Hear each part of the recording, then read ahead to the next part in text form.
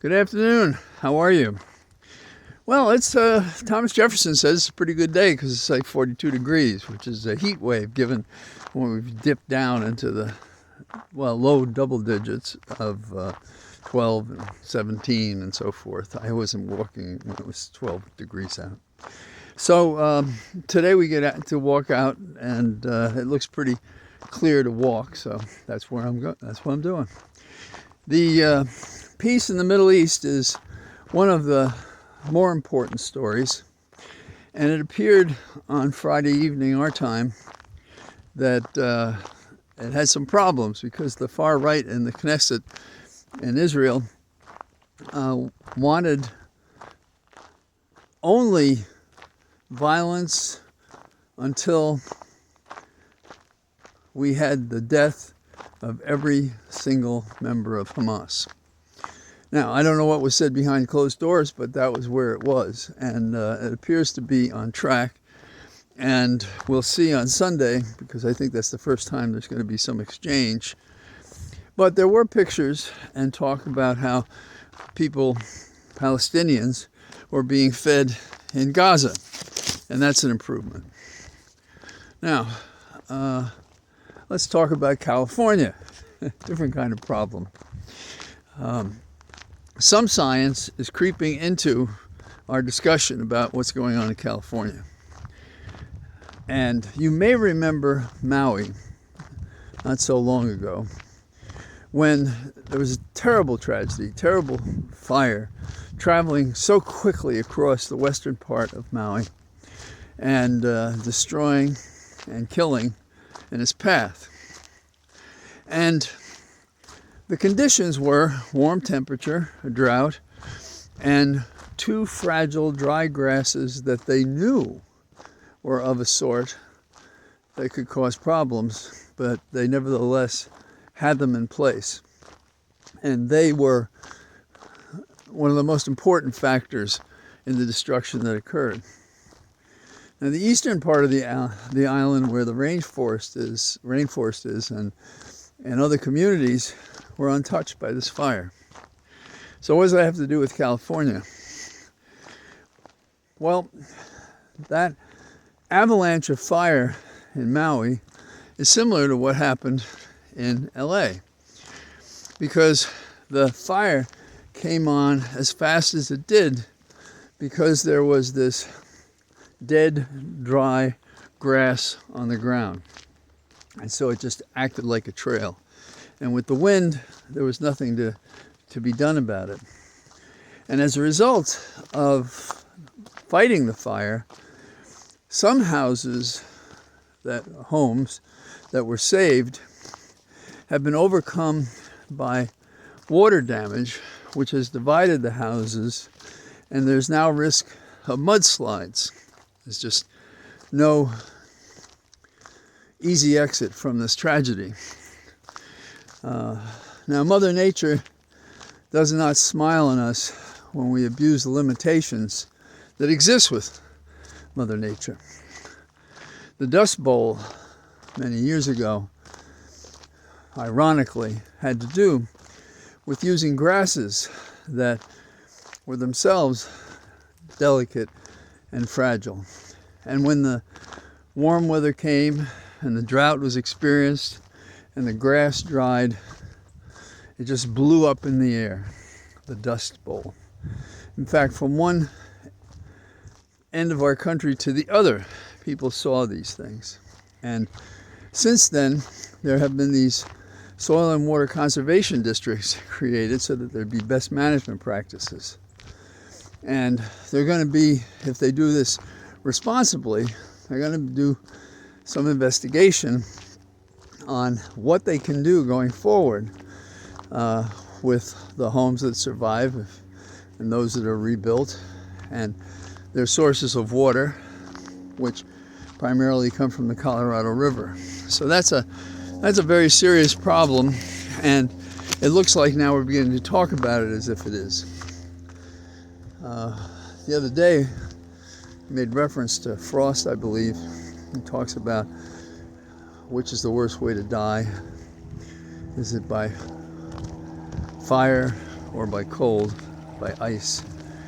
And Trump, who is a cooling aspect, cold aspect, heartless aspect of our political lives, is to be inaugurated. But the winds and temperature promise to be dangerous. And I've attended several inaugurations, will not be attending this one for sure. And they've been pretty frigid. But he's taking it inside. And so they're comparing it to Arctic blasts. I would think of it rather as a cold reaction to his inauguration.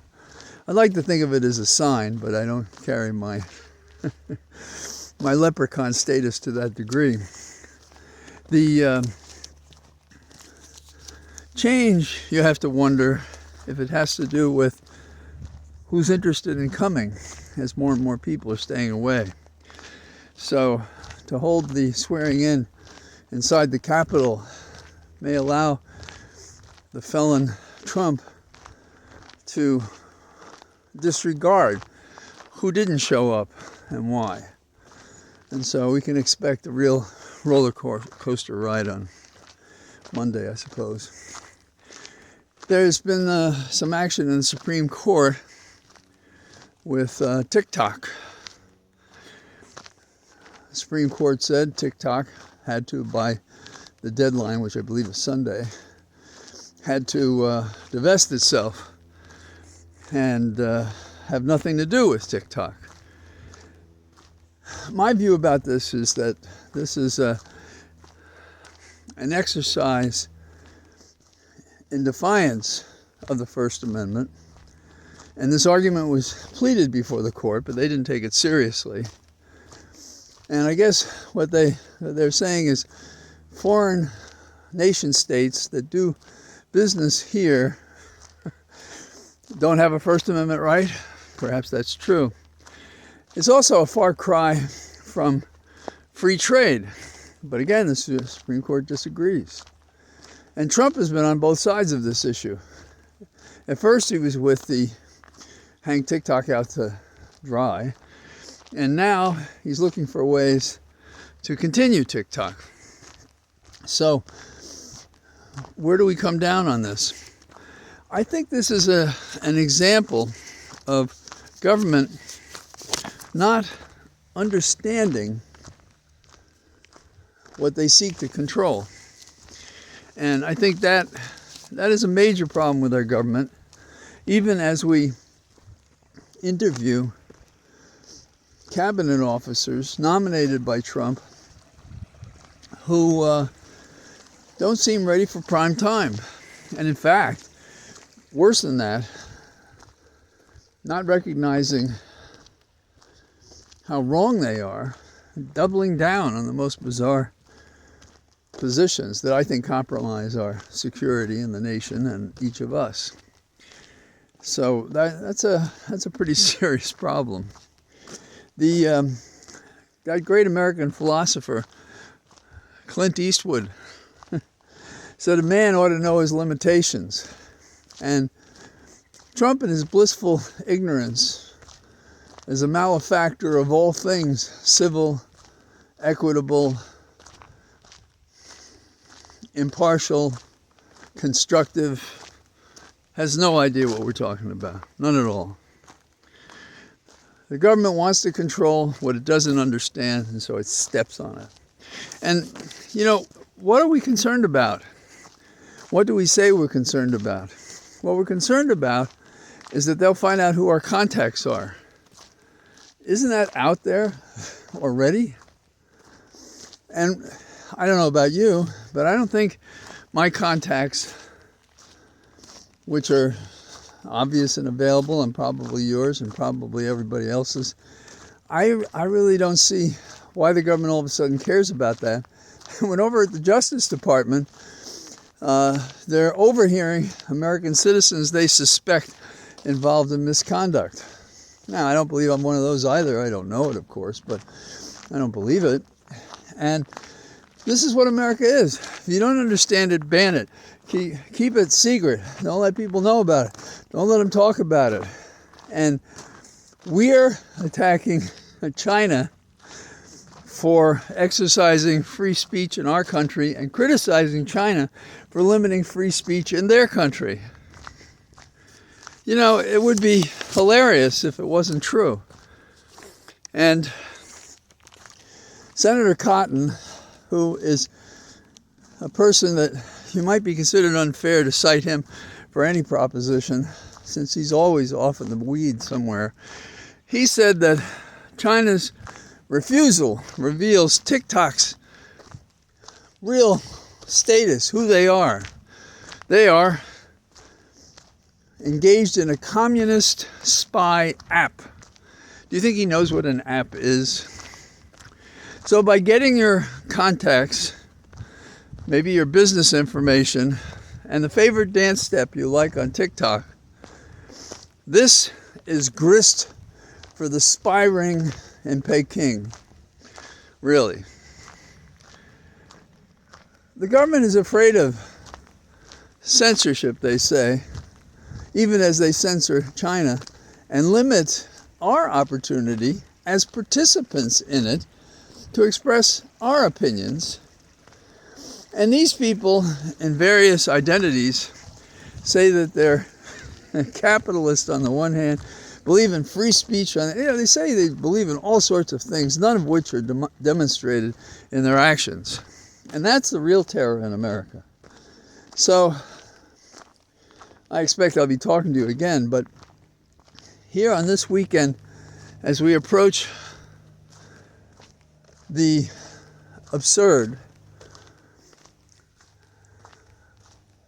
conference of the power of the United States upon a man so low in dignity and character that it's historic for its absurdity and its hatefulness and its discrimination and all the things that we claim matter in America. And people have terminal sorrow and dread about where we are.